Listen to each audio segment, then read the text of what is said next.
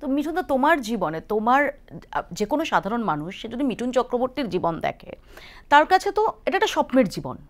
মিঠুন চক্রবর্তীর নেম, ফেম, এবং এত বছর ধরে তিনি মেগাস্টারের জায়গায় রয়েছেন, তিনি কিংবদন্তি, তার জীবনটাকে সবাই অ্যাসপায়ার করেন।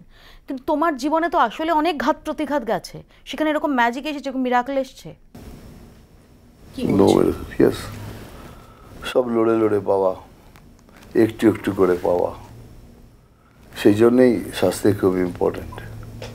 দের is no magic in life.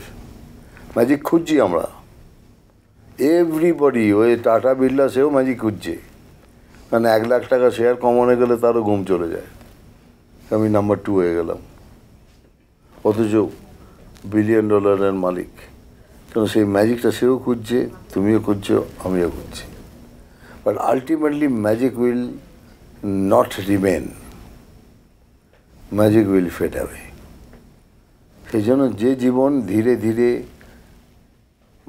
সময় মতো এগিয়ে যাবে, সময় মতো তৈরি হবে, উপরবেলার আশীর্বাদে যেটা তোমার পাবার তুমি পাবেই।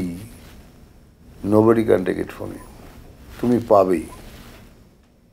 তোমার প্রাপ্য তোমার থেকে কেউ ছিনিয়ে নিতে পারবে না। কিন্তু আমার মনে হয় আমারটা বোধহয় ছিনিয়ে নেবে, এটা মনে হচ্ছে কোনোদিন হবে না।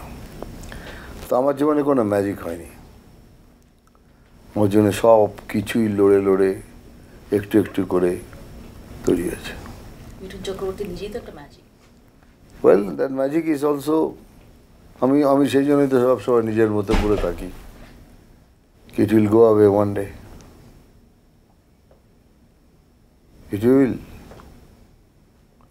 সময়ের সাথে সাথে সবাইকেই বাই বাই বলতে হবে।